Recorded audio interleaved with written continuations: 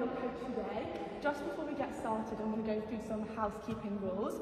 So we've got 2 fire exits over there and 2 fire exits over there. And if there is an emergency, we'll just head towards the car park where we'll all meet. I've got a first aid kit and a phone if there is an emergency.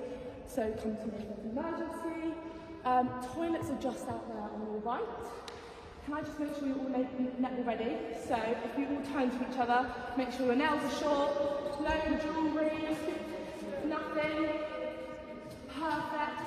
And if possible, I think you've all done it, but make sure your bags and water bottles are against the wall and nothing's on the court. So today we're going to be doing forcing an error using stage 1 defence in the attacking third.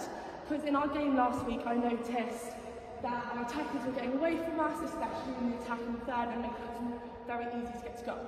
So we're going to do a 4v4. Grab some bits. 1, 2, 3, 4. Have you 4? Thank you. 4. So can I get you 4 starting in this corner, and I need you to grab the ball. Thanks. You can go anywhere in this third.